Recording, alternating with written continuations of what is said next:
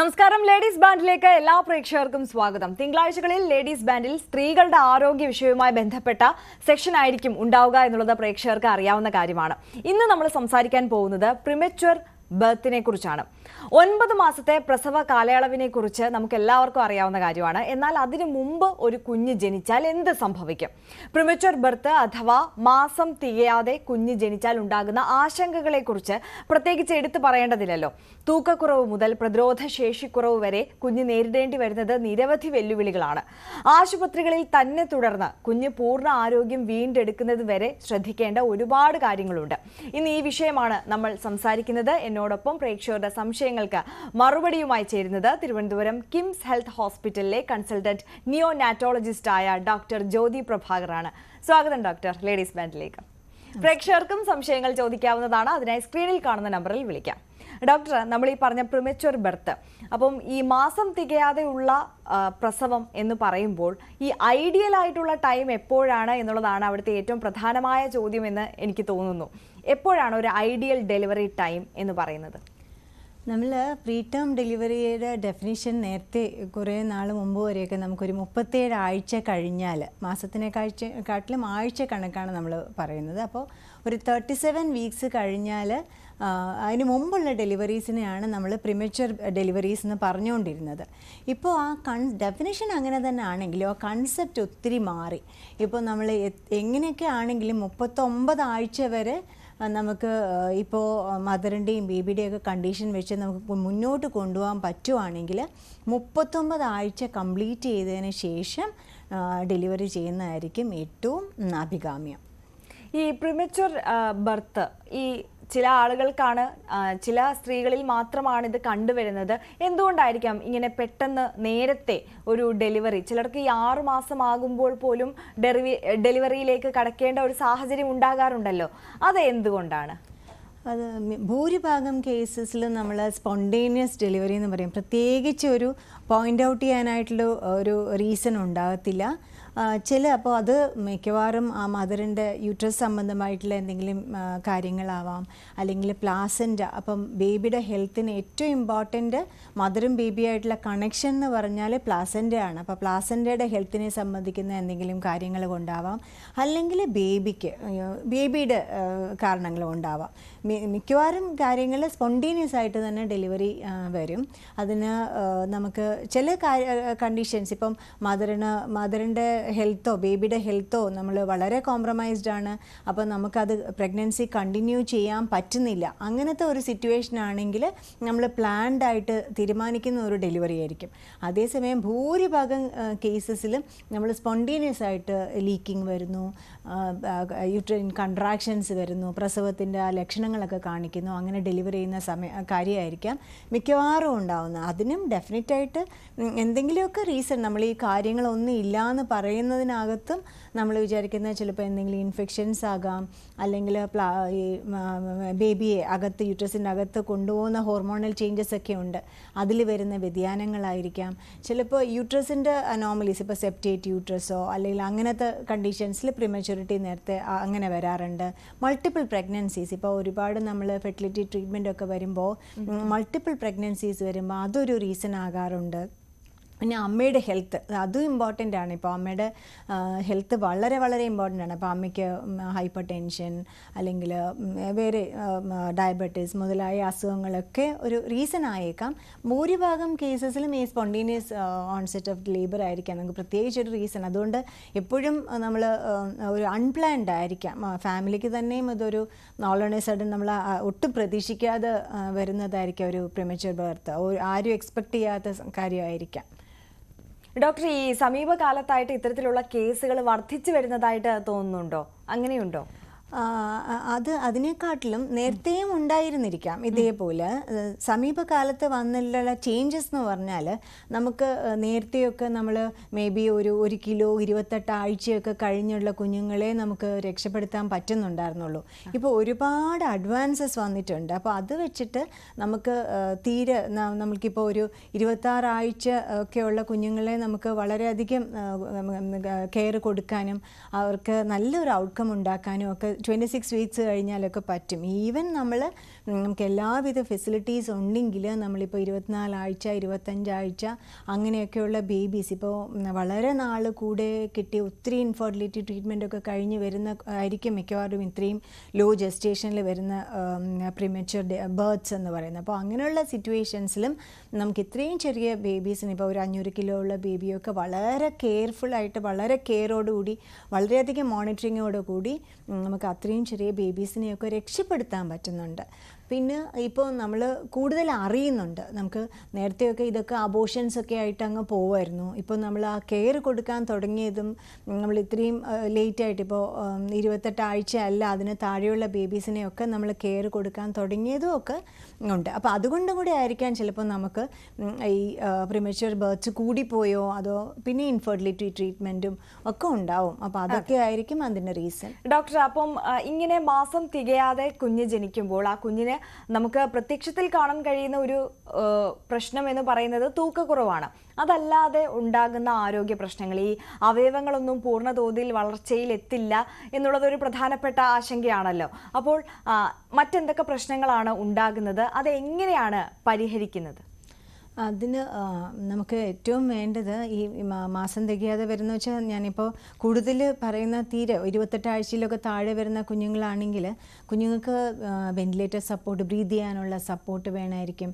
മെയിനായിട്ടും അതൊരു ഡിസിഷൻ. ഇപ്പം നമ്മൾ പല കാര്യങ്ങൾ കൊണ്ടായിരിക്കും ചിലപ്പോൾ സ്പോണ്ടേനിയസ് ആയിട്ട് ഡെലിവറി ചെയ്യുവാണെങ്കിൽ ബേബി മദർ വന്നങ്ങ് ഡെലിവറി ചെയ്യും. അല്ലാതെ ഒരു സിറ്റുവേഷനിൽ ഇപ്പോൾ അമ്മയ്ക്ക് വേറെ എന്തെങ്കിലും ഹെൽത്ത് ഇഷ്യൂസ് ഉണ്ട്, അപ്പം നമ്മൾ പ്രഗ്നൻസി കണ്ടിന്യൂ ചെയ്യാൻ പറ്റുന്നില്ല. അങ്ങനെയൊക്കെ ഉള്ള സിറ്റുവേഷൻസിൽ നമ്മളിപ്പോൾ പ്രീടേം ബേബീസിന് ഏറ്റവും ബെസ്റ്റായിട്ടുള്ള കെയർ കൊടുക്കുക, ബെസ്റ്റ് ഔട്ട്കം വരാനായിട്ട് നമ്മൾ ആ ഡെലിവറിക്ക് മുമ്പ് തന്നെ നമുക്കറിയാം ഇത് പ്രിമച്വർ ഡെലിവറി ആയിപ്പോവും. എന്നാലും അതിന് മുമ്പ് നമുക്ക് മദറിന് വേണ്ട കെയറൊക്കെ കുറച്ച് നമുക്ക് ഡെലിവറി പ്രോസസ്സ് ആയി കഴിഞ്ഞാൽ പിന്നെ നമുക്കത് സ്റ്റോപ്പ് ചെയ്യാനുള്ള പ്രിമച്വർ ബർത്ത് അങ്ങ് സ്റ്റോപ്പ് ചെയ്യാനുള്ള നമുക്ക് ചിലപ്പോൾ പറ്റിയെന്ന് വരത്തില്ല.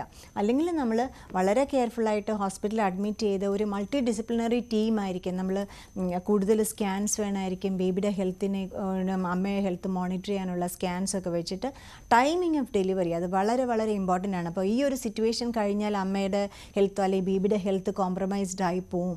അപ്പോൾ നമുക്ക് അങ്ങനെ ഒരു ടൈമിംഗ് ഓഫ് ഡെലിവറി കോൺഷ്യസ് ആയിട്ട് എടുക്കും. അപ്പോൾ ഒബ്സ്റ്റട്രിക് ടീമായാലും ഹൈ റിസ്ക് ഒബ്സ്റ്റട്രിക് ടീം എല്ലാം ഉണ്ട്. എല്ലാവരുടെയും കൂടെ ഒരു കൂട്ടായ ഒരു തീരുമാനമായിരിക്കും ഡെലിവറി ചെയ്യേണ്ടത്. അപ്പോൾ അതിന് മുമ്പ് തന്നെ അമ്മയ്ക്ക് കുഞ്ഞിൻ്റെ ലങ് മെച്യൂരിറ്റിക്ക് വേണ്ടിയിട്ട് അമ്മയ്ക്ക് സ്റ്റീറോയിഡ് കൊടുക്കാറുണ്ട്, ഒരു പർട്ടിക്കുലർ ഡോസിൽ കൊടുക്കാറുണ്ട്. അതുകൂടാതെ തീരെ മാസം തികയാത്ത 30 ആഴ്ച താഴെയുള്ള കുഞ്ഞുങ്ങൾക്ക് അവരുടെ ഡെവലപ്മെൻറ്റിന് ഹെൽപ്പ് ചെയ്യുന്ന ചില മെഡിസിൻസ് ഒക്കെ മെഗ്നീഷ്യം സൾഫേറ്റ് ഇതുപോലുള്ള മെഡിസിൻസും നമ്മൾ അമ്മയ്ക്ക് കൊടുക്കാറുണ്ട്. ഡോക്ടർ, നമുക്ക് അതിലേക്ക് വിശദമായിട്ട് വരാം. ഇപ്പം നമുക്കിപ്പോൾ ഒരു കോളർ ചേരുകയാണ്. നിഖിലാണ് വിളിക്കുന്നത് നാദാപുരത്ത് നിന്ന്. നിഖില, ഡോക്ടറോട് സംശയം ചോദിച്ചോളൂ. മാഡം ചോദിച്ചോളൂ. എന്റെ വയസ്സ് കഴിഞ്ഞ മാസം 8-ാം തീയതി പ്രസവിച്ചത്, സിസേറിയനായിരുന്നു. ഓക്കെ. അത് 28 ഡേറ്റ് മാർച്ച്. ഓക്കെ. 20 ദിവസം മുന്നേ ഒരു BP കൂടിയിട്ട് പെട്ടെന്ന് സിസേറിയൻ ചെയ്യേണ്ടി വന്നതാ. ഓക്കെ. അപ്പോൾ ഓൾമോസ്റ്റ് 37 വീക്സ് കഴിഞ്ഞു. 38 വീക്സ് ഒക്കെ 37 ആഴ്ച കഴിഞ്ഞിട്ടുണ്ടാവും അല്ലേ? ഏകദേശമായിരുന്നു 36 കഴിഞ്ഞു. അപ്പോൾ നമ്മൾ ഇപ്പം ഓൾമോസ്റ്റ് 1 മന്ത് ആയി കാണും അല്ലേ ഡെലിവറി കഴിഞ്ഞിട്ട്? 1 മന്ത്. അപ്പോൾ മേജർ 36 ആഴ്ച കഴിഞ്ഞുള്ള വാവമാർക്ക് ആ ഇനീഷ്യൽ ഫേസിലായിരിക്കും, ഇനീഷ്യൽ ഒരു 1 or 2 വീക്സ് അവർക്ക് ശ്രദ്ധിക്കേണ്ട ഫീഡ് ചെയ്യാനൊക്കെ ഉള്ള ബുദ്ധിമുട്ട് വരാം. അവർക്ക് കുറച്ച് ദിവസം നമ്മൾ വെയിറ്റ് കറക്റ്റായിട്ട് കൂടുന്നുണ്ടോ, ഫീഡിങ് ശരിയാണോ, അപ്പോൾ ഇനീഷ്യൽ ഫേസിൽ ഷുഗർ മോണിറ്ററിങ് കൂടിയിട്ടില്ല. ഇപ്പോൾ കറക്റ്റായിട്ട് വെയിറ്റ് ഒക്കെ കൂടുന്നുണ്ടെങ്കിൽ സാരമില്ല, പീഡിയാട്രീഷ്യൻ്റെ അടുത്ത് ഫോളോ അപ്പ് മതിയായിരിക്കും. മേജർ കൺസേൺസ് അപ്പോൾ ഇതാണ് നമ്മൾ നോക്കേണ്ടത്, വെയിറ്റ് കൃത്യമായിട്ട് കൂടുന്നുണ്ടോ. പിന്നെ എപ്പോഴും ഇങ്ങനെയുള്ള വാവമാരുടെ ഡെവലപ്മെൻറ്റ് നമ്മൾ നോക്കുന്നത് ഈ മാർച്ച് 28 മുതലായിരിക്കും. അപ്പോൾ 40 ആഴ്ച കഴിഞ്ഞിട്ടുള്ള ഇപ്പോൾ 2 മാസം കഴിഞ്ഞാൽ കുഞ്ഞ് മുഖത്ത് നോക്കി ചിരിക്കണം, അങ്ങനെയൊക്കെ എല്ലാ മൈൽ സ്റ്റോൺസ് ഉണ്ടല്ലോ. അതെപ്പോഴും നമ്മൾ ഡെലിവറി ഡേറ്റ് പറഞ്ഞ ഡേറ്റ് മുതലുള്ള മൈൽ സ്റ്റോൺസ് ആയിരിക്കും നോക്കേണ്ടത്. പിന്നെ 36 വീക്സ് കഴിഞ്ഞുകൊണ്ട് വേറെ കൺസേൺ ഒന്നും ഉണ്ടാവില്ല, പീഡിയാട്രീഷ്യന്റെ അടുത്ത് ഫോളോ അപ്പ് മതിയായിരിക്കും. Weight 2,350 okay. ഇപ്പൊ എത്രയുണ്ട് വെയിറ്റ്? ഇപ്പൊ 2,750. ഇനിഷ്യലി ഒന്ന് കുറഞ്ഞിട്ട് കൂടിക്കാണ്. അപ്പോൾ ഡയറക്റ്റ് കുറഞ്ഞിരുന്നു, രണ്ടായിട്ട് പിന്നെ കൂടിയത്. അപ്പോൾ ഗുഡ് വെയിറ്റ് ഗെയിൻ ആണ്. അപ്പോൾ ബ്രസ്റ്റ് മിൽക്ക് തന്നെ കണ്ടിന്യൂ ചെയ്യാൻ നോക്കുക കേട്ടോ. വളരെ നന്ദി നിഖില വിളിച്ചതിന്. ഡോക്ടർ ഒരു പ്രേക്ഷകരോട് ചേരുന്നുണ്ട് ശാസ്തമംഗലത്ത് നിന്ന്. അജിതയാണ്. അജിത, ഡോക്ടറോട് സംശയം ചോദിച്ചോളൂ.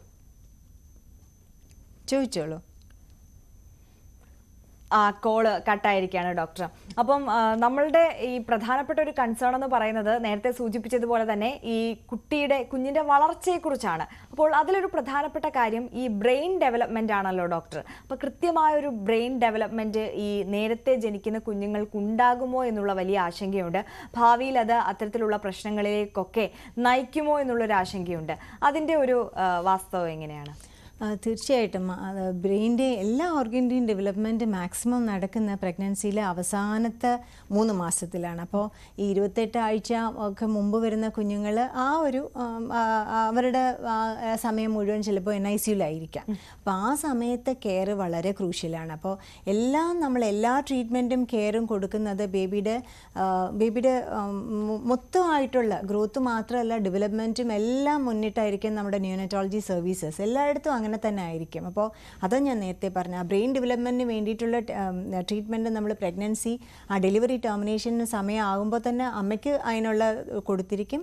അത് കഴിഞ്ഞ് ബേബിക്ക് വരുന്ന ഇനീഷ്യൽ സമയത്തൊക്കെ ബേബിയുടെ കറക്റ്റായിട്ടുള്ള ബേബി ജനിക്കുന്ന സമയത്ത് നമ്മൾ ബേബിയുടെ ബ്രീതിങ് സപ്പോർട്ടിനും ബാക്കി എക്സ്പേർട്ട് കെയറിനും ഒക്കെ ഒരു നല്ല NICU സെറ്റപ്പ് ഉള്ളിടത്തായിരിക്കണം ബേബിനെ ഡെലിവറി ചെയ്യേണ്ടത്. അത് വളരെ ഇമ്പോർട്ടൻ്റ്. ഇപ്പോൾ നമുക്ക് 28 ആഴ്ച മുതലുള്ള ഇപ്പോൾ ഈ ന്യൂനറ്റോളജി സർവീസസും ന്യൂനറ്റോളജി പ്രൊവൈഡ് ചെയ്യുന്ന സർവീസസ് ഹോസ്പിറ്റൽസൊക്കെ നമുക്ക് ഒരുപാട് ഡെവലപ്പ് ചെയ്തിട്ടുണ്ട്.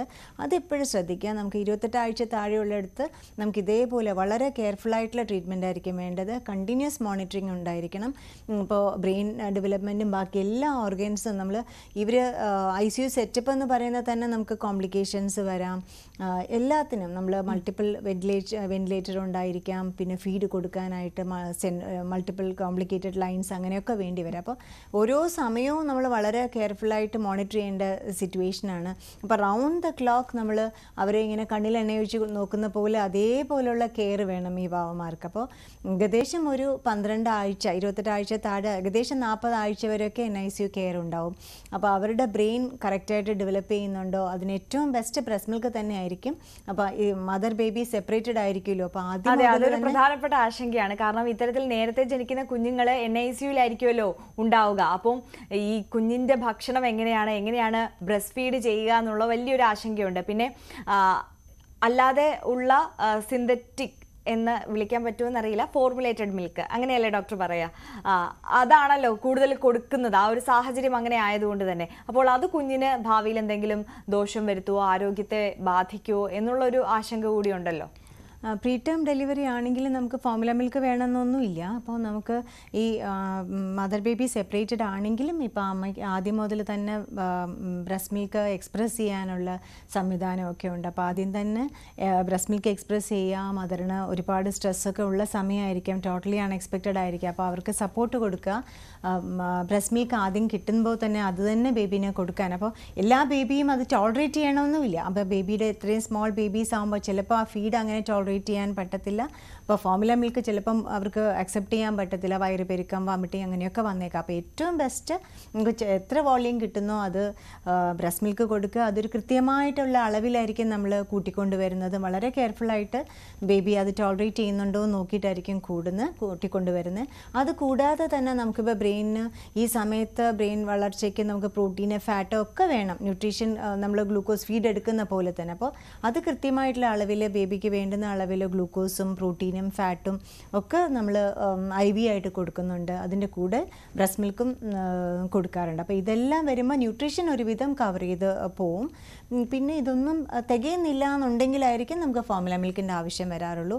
ഈ ആദ്യം മുതലേ സപ്പോർട്ട് ചെയ്യുകയും ബ്രസ്റ്റ് മിൽക്കിനെ പ്രൊമോട്ട് ചെയ്യുകയും മദറിനെ സപ്പോർട്ട് ചെയ്യുക, മദറിനെ ICUയിൽ വന്ന് ബേബിനെ കാണിക്കാൻ ഹെൽപ്പ് ചെയ്യുക. ബേബി വെന്റിലേറ്റർ സപ്പോർട്ടൊക്കെ മാറിക്കഴിയുമ്പോഴേക്കും കങ്കാരു മദർ കെയർ അത് കൂടുതലും ബേബി ഇൻവോൾവ്മെൻറ്റ് ഗ്ലാൻഡ് വരാൻ വേണ്ടിയിട്ട്. അപ്പോൾ അതൊക്കെ ഈ ബ്രസ്റ്റ് മിൽക്ക് പ്രൊഡക്ഷനെ ഹെൽപ്പ് ചെയ്യും. അപ്പോൾ ബ്രസ്റ്റ് മിൽക്കാണ് ഏറ്റവും ബെസ്റ്റ്. അത് പ്രീ ടേം ബേബിയുടെ എല്ലാ ഓൾ ടുഗദർ ഡെവലപ്മെൻറ്റിനും ബ്രെയിൻ ഡെവലപ്മെൻറ്റിനും. അത് കൂടാതെ പിന്നെ നമ്മൾ NICUയിൽ ഇരിക്കുന്ന സമയത്ത് തന്നെ നമുക്ക് ബ്രെയിൻ ഉള്ള ന്യൂട്രീഷൻ കൂടാതെ തന്നെ പല പല ടെസ്റ്റുകളും ഉണ്ട്. തൈറോയിഡ് സ്ക്രീനിങ് ചെയ്യുമായിരിക്കും. അതല്ലാതെ ഇപ്പോൾ ഇൻഫെക്ഷനൊക്കെ വന്നാലും കുഞ്ഞിന് അതുവരെ കറക്റ്റായിട്ട് പോയിക്കൊണ്ടിരുന്ന കുഞ്ഞിന് അതൊക്കെ ഒരു സെറ്റ് ബാക്ക് ആയിരിക്കും. അപ്പോൾ കഴിയുന്നത്ര ഇൻഫെക്ഷൻസ് ഒന്നും വരാതെ കെയർഫുള്ളായിട്ട് ബേബിനെ ഹാൻഡിൽ ചെയ്യാൻ നോക്കുക. ഇതിനൊക്കെ നമുക്ക് വളരെ എഫക്റ്റീവായിട്ടുള്ള നഴ്സിംഗ് കെയറും വളരെ കെയർഫുൾ ആയിട്ടുള്ള മോണിറ്ററിങ്ങും ഒക്കെ ഇമ്പോർട്ടൻ്റ് ആണ്. തീർച്ചയായും ഡോക്ടർ, നമുക്ക് കൂടുതൽ വിശദമായി ഇതേക്കുറിച്ച് സംസാരിക്കാം. അതിനു മുമ്പ് ഒരു ഇടവേള എടുക്കുകയാണ്. ഇടവേളയ്ക്ക് ശേഷം ലേഡീസ് ബാൻഡിലേക്ക് തിരികെ എത്താം.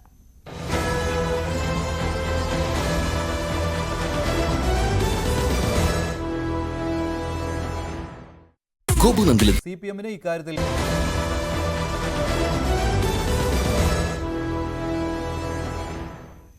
ലേഡീസ് ബാൻഡിലേക്ക് ഒരിക്കൽ കൂടി സ്വാഗതം. ഡോക്ടർ ജ്യോതി പ്രഭാകർ നമ്മളോടൊപ്പം തുടരുന്നുണ്ട്. മാസം തികയാതെ കുഞ്ഞ് ജനിക്കുമ്പോൾ ഉണ്ടാകുന്ന ആശങ്കകൾ, പരിചരണം എങ്ങനെ വേണം എന്നുള്ളതിനെക്കുറിച്ചാണ് നമ്മൾ സംസാരിച്ചുകൊണ്ടിരിക്കുന്നത്. ഡോക്ടർ, അപ്പോൾ നമ്മൾ ഈ NICUയിലെ പരിചരണം എങ്ങനെയാണ് എന്നുള്ളതിനെക്കുറിച്ച് ഡോക്ടർ വിശദീകരിച്ചു കഴിഞ്ഞു. വീട്ടിലെത്തിക്കഴിഞ്ഞാലുള്ള പരിചരണം അത് ഏത് തരത്തിൽ വേണം? പൊതുവേ ഇപ്പോൾ ഈ കുഞ്ഞുങ്ങൾക്കൊക്കെ മെച്യൂർഡായിട്ടുള്ള ഡെലിവറിയാണ് കഴിഞ്ഞതെങ്കിൽ 6 മാസമൊക്കെ കഴിയുമ്പോൾ സോളിഡ് ആയിട്ടുള്ള ചെറിയ ഫുഡുകളൊക്കെ കൊടുത്തൊക്കെ തുടങ്ങും. അപ്പം അങ്ങനെയുള്ള കാര്യങ്ങളൊക്കെ ഈ പ്രിമച്വർ ബർത്തിലെ കുഞ്ഞുങ്ങൾക്ക് പാടുണ്ടോ? എങ്ങനെ ആയിരിക്കണം അവരുടെ ഒരു ഫുഡ് കൊടുക്കുന്നതും ഫീഡിങ്ങും അതോടൊപ്പം മറ്റ് കെയറും ഒക്കെ? അതിൽ നമ്മൾ പ്രീ ടേം ബേബീസിനെയും ടേം ബേബീസിനെയും 6 മന്ത്സ് കഴിഞ്ഞാൽ ഫീഡ് കൊടുക്കാമെന്നുള്ളത് പ്രിമച്വർ ബേബീസിലും ഒരു പരിധി വരെയൊക്കെ നമുക്ക് അവർ ജനിച്ചു കഴിഞ്ഞ് 6 മാസം കഴിഞ്ഞ് നമുക്ക് സ്റ്റാർട്ട് ചെയ്യാൻ പറ്റും. പക്ഷേ ബേബിയുടെ റെഡിനെസ് അപ്പോഴും ഇമ്പോർട്ടൻ്റ് ആണ്. ഇപ്പോൾ ഒരു 30 ആഴ്ച അല്ലെങ്കിൽ 3 മാസം മുമ്പ് വരുന്ന കുഞ്ഞ് ചിലപ്പം 6 മാസം എന്ന് പറയുമ്പോൾ 3 മന്ത്സ് ആയിരിക്കും.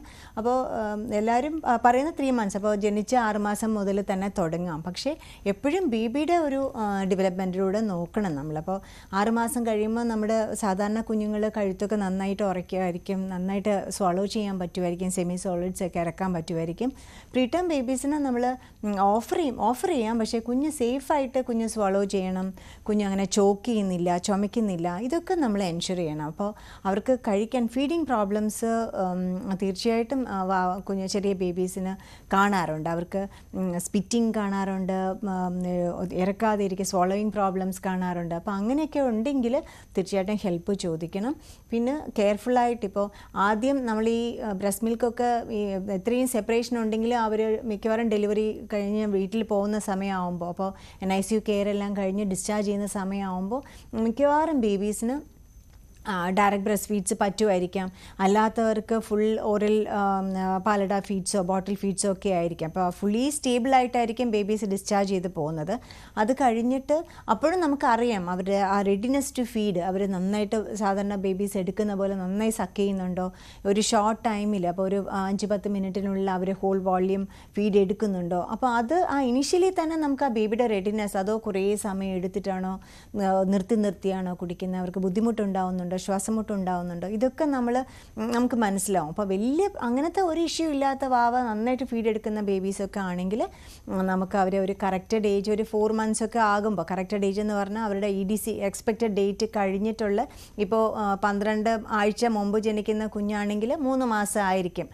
6 മാസം എന്ന് സാധാരണ കുഞ്ഞ് 6 മാസം ആകുമ്പോൾ 3 മാസം മുമ്പേ ജനിക്കുന്ന കുഞ്ഞ് ശരിക്കും പറഞ്ഞാൽ ആ ഡേറ്റ് വെച്ച് നോക്കുമ്പോൾ ജനിച്ച് കഴിഞ്ഞ് 3-ാം മാസമായിരിക്കും. അപ്പോൾ ആ സമയത്ത് നമുക്ക് വേണമെങ്കിൽ കൊടുത്തു നോക്കാം. മേ ബി 1 മാസം കൂടെ കഴിഞ്ഞിട്ടാണെങ്കിലും കുഴപ്പമില്ല. എപ്പോഴും ശ്രദ്ധിക്കേണ്ട, ധൃതി പിടിക്കേണ്ട കാര്യമില്ല. കുഞ്ഞ് സേഫായിട്ട് കുഞ്ഞിന് ആ സെമി സോളിഡ് കൺസിസ്റ്റൻസിയിൽ ഇറക്കാൻ പറ്റുന്നുണ്ട്, ബുദ്ധിമുട്ടൊന്നുമില്ല, ശ്വാസമുട്ടലോ ചുമയ്ക്കുകയോ ചോക്കിയോ അങ്ങനെ ഒന്നും ഇല്ലെങ്കിൽ നമുക്ക് മേ ബി വൺസ് ഡെയിലി വെച്ചിട്ട് സ്റ്റാർട്ട് ചെയ്യാം. എപ്പോഴും സേഫ്റ്റിയാണ് ഇമ്പോർട്ടൻറ്റ്. അപ്പോൾ നമ്മൾ റെക്കമെൻഡേഷൻ അല്ലെങ്കിൽ എല്ലാവരും പറയുന്നത് നമ്മൾ ആ കറക്റ്റ് അങ്ങനെ ഏജ് ഗ്യാപ്പ് ഒന്നും നോക്കണ്ട, നമ്മൾ അവർ ജനിച്ച സമയം മുതൽ 6 മാസത്തിൽ തന്നെ നമുക്ക് ഫീഡിങ് കൊടുക്കാം തന്നെയാണ് റെക്കമെൻഡേഷൻസ്. ഡോക്ടർ ഇപ്പോൾ സൂചിപ്പിച്ച ഒരു പ്രധാനപ്പെട്ട കാര്യമുണ്ട്, അതായത് റെഗുലർ ആയിട്ടുള്ള മോണിറ്ററിങ് വേണമല്ലോ. അപ്പം ഈ ഹോസ്പിറ്റൽ വിസിറ്റ് ചെയ്തുള്ള ചെക്കപ്പുകൾ അത് എത്ര കാലം തുടരേണ്ടി വരും ഇങ്ങനെയുള്ള കുഞ്ഞുങ്ങൾക്ക്? അത് വളരെ ഇമ്പോർട്ടൻ്റ് ആണ്. കാരണം നമ്മൾ ഇപ്പോൾ ഈ ബേബീസിന് നേരത്തെ പറഞ്ഞ പോലെ നമ്മൾ എല്ലാ കാര്യങ്ങളും ബ്രെയിൻ ഡെവലപ്മെൻറ്റും ഗ്രോത്തൊക്കെ ഓക്കെ ആണോ എന്ന് അറിയാനായിട്ട് നമ്മൾ ആദ്യത്തെ ഡിസ്ചാർജ് ചെയ്ത് പോയി കഴിഞ്ഞാൽ കുറച്ച് ഫ്രീക്വൻറ്റ് വിസിറ്റ്സ് ഉണ്ടാവും. അവരുടെ ന്യൂട്രീഷൻ എങ്ങനെയാണ്, ഗ്രോത്ത് എങ്ങനെയാണ്, പിന്നെ ഡെവലപ്മെൻറ്റ് ഫോളോ അപ്പ്. അപ്പോൾ അത് അവർ മേ ബി ഒരു 4 മാസത്തിൽ ഒരിക്കലായിരിക്കാം ആദ്യത്തെ ഒരു വർഷം, പിന്നെ അത് കഴിഞ്ഞ് അതിൻ്റെ ഫ്രീക്വൻസി കുറയുമായിരിക്കും. ഇതിനിടയിൽ എന്തെങ്കിലും ഹെൽപ്പുള്ള വേണ്ടുന്ന കുഞ്ഞുങ്ങൾ, ഇപ്പോൾ നമുക്ക് കാഴ്ച പരിശോധിക്കും, കേൾവി പരിശോധിക്കും, ബ്രെയിനിൻ്റെ സ്കാൻസ് ഒക്കെ എടുക്കുമായിരിക്കും, ബേബിയുടെ ഡെവലപ്മെൻറ്റ് ഓക്കെ ആണോ എന്നുള്ള പരിശോധന ഉണ്ടായിരിക്കും. അപ്പോൾ ഇതിനകത്തൊക്കെ എന്തെങ്കിലും നമുക്ക് ഹെൽപ്പ് വേണ്ടുന്ന കുഞ്ഞുങ്ങളാണെങ്കിൽ അവർക്ക് കറക്റ്റ് ഗൈഡൻസ് കൊടുക്കണം, പേരൻസിന് കൊടുക്കണം. അപ്പോൾ ഒരു 6 വയസ്സ് വരെയെങ്കിലും, പ്രീ സ്കൂൾ ഏജ് വരെയെങ്കിലും ഫോളോ അപ്പ് ഇമ്പോർട്ടൻ്റ് ആണ്. അത് കറക്റ്റ് ആ വിസിറ്റ് പറഞ്ഞിരിക്കുന്ന പോലെ ഫോളോ അപ്പ് വേണം. ശരി ഡോക്ടർ, ഒരു കോളർ കൂടി നമുക്കൊപ്പം ചേരുകയാണ്. ശോഭയാണ് ഹരിപ്പാട് എന്ന് വിളിക്കുന്നത്. ശോഭ, ഡോക്ടറോട് സംശയം ചോദിച്ചോളൂ. ഹലോ. ചോദിച്ചോളൂ. ഹലോ, ഞാൻ എൻ്റെ മകന്റെ കുട്ടിക്ക് വേണ്ടിയിട്ടാണ് ചോദിക്കുന്നത്. എൻ്റെ മകന്റെ കുട്ടി ഇതുപോലെ 7ാം മാസത്തിലാണ് പ്രസവിച്ചത്. 1 മാസം ഇങ്ങനെ ഐസിയുവിലായിരുന്നു. പക്ഷേ കുഴപ്പമൊന്നുമില്ല, ഇപ്പൊ സുഖമായിട്ടിരിക്കുന്നു. ഇപ്പം ഏപ്രിലാകുമ്പോൾ 20 വയസ്സായി. പക്ഷെ മോള് നടക്കുന്നുണ്ട്, കൈയെ പിടിച്ചിട്ട് നല്ലവണ്ണം നടക്കുന്നുണ്ട്. പക്ഷെ ഒരു കോൺഫിഡൻസ് ഇല്ല അല്ലാതെ നടക്കാൻ. നടക്കുമ്പോൾ നല്ല ഭയമുണ്ട്.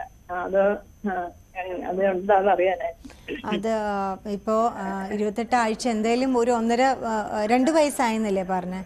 അപ്പോൾ ഒരു പ്രാവശ്യം ഏപ്രിൽ 20 ആകുമ്പോൾ 2 വയസ്സാവും. അപ്പോൾ ഈ സമയത്ത് നടക്കേണ്ടതാണ്. അപ്പോൾ അങ്ങനെ ഒരു ഡിലേ താമസം ഉണ്ടെങ്കിൽ തീർച്ചയായിട്ടും ഒരു നല്ല സെന്ററിൽ കൊണ്ടുപോയി ഒന്ന് കാണിക്കണം കേട്ടോ. നന്നായിട്ട് കൈപിടിച്ച് നടക്കുന്നുണ്ട്. എന്നാലും പരിശോധന വേണം, ഒന്ന് നോക്കണം. വളരെ നന്ദി ശോഭ വിളിച്ചതിന്.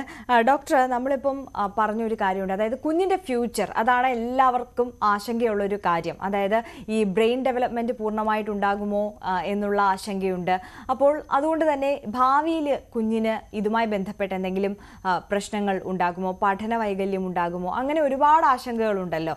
അപ്പോൾ ഈ ഫ്യൂച്ചർ എങ്ങനെയായിരിക്കും ഇത്തരത്തിൽ പ്രിമച്വറായിട്ട് ജനിച്ചിട്ടുള്ള കുഞ്ഞുങ്ങൾക്ക്? ഇപ്പോൾ ലിറ്ററേച്ചറൊക്കെ നോക്കുവാണെങ്കിൽ പ്രീ ടേം ബേബീസിന് നമ്മൾ കെയർഫുൾ മോണിറ്ററിങ്ങും ഈ ഫോളോ അപ്പ് ഒക്കെ നമ്മൾ ഇങ്ങനത്തുള്ള ഇത് നേരത്തെ കണ്ടുപിടിച്ചിട്ട് അതിനുള്ള കറക്റ്റായിട്ടുള്ള റെമഡീസ്, ഇപ്പോൾ നടക്കാനുള്ള താമസമാണെങ്കിലോ അല്ലെങ്കിൽ സംസാരിക്കാനുള്ള ഡിലേ ആണെങ്കിലോ ഒക്കെ നമ്മൾ കറക്റ്റായിട്ടുള്ള സമയത്ത് ഫോളോ അപ്പ് ചെയ്തിട്ട് നമുക്ക് മനസ്സിലാവണം. പഠന വൈകല്യങ്ങൾ, അതും ഹൈപ്പർ ആക്ടിവിറ്റി, അതൊക്കെ നമ്മൾ പ്രീ ടേം ബേബീസിന് കൂടുതലായിട്ട് കാണപ്പെടുന്നുണ്ട്. അപ്പോൾ അതിന് കറക്റ്റായിട്ടുള്ള നമ്മൾ ഈ റെഗുലർ ഫോളോ അപ്പും കറക്റ്റായിട്ടുള്ള റെമഡീസും ട്രീറ്റ്മെൻറ്റും എടുക്കുകയാണെങ്കിൽ പ്രീ ടേം ബേബീസിന് മെജോറിറ്റിക്കും വളരെ നല്ല ഔട്ട്കം ആയിരിക്കും. അപ്പോൾ നമുക്കൊക്കെ നമ്മൾ കാണുന്ന വെച്ചിട്ട് നമ്മുടെയൊക്കെ ഡേറ്റ വെച്ച് നോക്കുവാണെങ്കിൽ ഒരു 27 ആഴ്ച 28 ആഴ്ചയൊക്കെ കഴിയുന്ന കുഞ്ഞുങ്ങൾ ഒരു മോർ ദാൻ 85 to 90% ബേബീസും നല്ല രീതിയിലുള്ള ഔട്ട്കമാണ് ഉള്ളത്. അപ്പോൾ അവർ പഠിക്കുന്നതിന് ആണെങ്കിലും ചിലപ്പോൾ അസിസ്റ്റൻസ് ഒക്കെ വേണ്ടി വന്നേക്കാം, ചിലപ്പോൾ സ്പെക്സ് വേണ്ടി വന്നേക്കാം, ചില ഹിയറിംഗ് പ്രോബ്ലം ഉണ്ടെങ്കിൽ അതിന് ഹെൽപ്പ് വേണ്ടി വന്നേക്കാം. ഇങ്ങനെയൊക്കെ ഉണ്ടെങ്കിലും അവരുടെ ഭാവിയിലുള്ള ഔട്ട്കം വളരെ നല്ലതായിട്ട് തന്നെയാണ് നമ്മൾ കാണുന്നത്. പിന്നെ ഇനി ഇങ്ങനെയുള്ള ബേബീസിന് നമുക്ക് എന്തായാലും ലോങ് ടേം ഫോളോ അപ്പും വേണം. അവരുടെ ഗ്രോത്ത് ആണെങ്കിലും പഠന ഹെൽപ്പിന് വേണ്ടിയിട്ടാണെങ്കിലും ബാക്കി ഫ്യൂച്ചറിൽ ഉള്ള പ്രോബ്ലംസ്, അപ്പോൾ ഇതെല്ലാം മാസം തികയാതെ വരുന്ന കുഞ്ഞുങ്ങൾക്കും വെയിറ്റ് കുറഞ്ഞ കുഞ്ഞുങ്ങൾക്കും എല്ലാം ഫ്യൂച്ചറിൽ ഈ BP, അങ്ങനെ ഡയബറ്റീസ്, അങ്ങനത്തെ ഉള്ള ലൈഫ് സ്റ്റൈൽ അസുഖങ്ങൾ, അതിൻ്റെയൊക്കെ ഫോളോ അപ്പ് വേണം. അതെല്ലാ കുഞ്ഞുങ്ങൾക്കും നമ്മളിപ്പോൾ ഒബീസിറ്റി ഒരു മേജർ പ്രോബ്ലമാണ്. അതുപോലെ തന്നെയാണ് വെയിറ്റ് കുറഞ്ഞ് മാൽന്യൂട്രീഷൻ. അപ്പോൾ ഇതെല്ലാം ഒരു ബാലൻസ് ആയിട്ട് തന്നെ പോകണം. ഈ സാധാരണ കുഞ്ഞുങ്ങൾക്കുള്ള പോലെ തന്നെയുള്ള കെയർ ആയിരിക്കും നമ്മൾ ഒരു 4-5 വയസ്സ് കഴിഞ്ഞാൽ പിന്നെ ഉള്ളത്. പിന്നെ അങ്ങനെ ഒരു പേടിക്കുന്ന പോലത്തെ ഒന്നും നമ്മൾ കാണാറില്ല. ശരി ഡോക്ടർ, നമ്മുടെ സമയം ഇവിടെ അവസാനിക്കുകയാണ്. എന്തായാലും നമ്മൾ ഇത്രയും നേരം സംസാരിച്ചു കൊണ്ടിരുന്നത് മാസം തികയാതെ ഉള്ള കുഞ്ഞുങ്ങളുടെ ജനനം, അതുണ്ടാക്കുന്ന ആശങ്ക, അത് എങ്ങനെ പരിഹരിക്കാം എന്നുള്ളതിനെ കുറിച്ചാണ്. തിരുവനന്തപുരം കിംസ് ഹെൽത്ത് ഹോസ്പിറ്റലിലെ കൺസൾട്ടന്റ് നിയോനാറ്റോളജിസ്റ്റായ ഡോക്ടർ ജ്യോതി പ്രഭാകറാണ് നമുക്കൊപ്പം ചേർന്നത്. വളരെ നന്ദി ഡോക്ടർ, ഞങ്ങളോടൊപ്പം ചേർന്നതിന്. Thank you so much. Thank you. Ladies band ഇവിടെ പൂർണ്ണമാവുകയാണ്. നമസ്കാരം.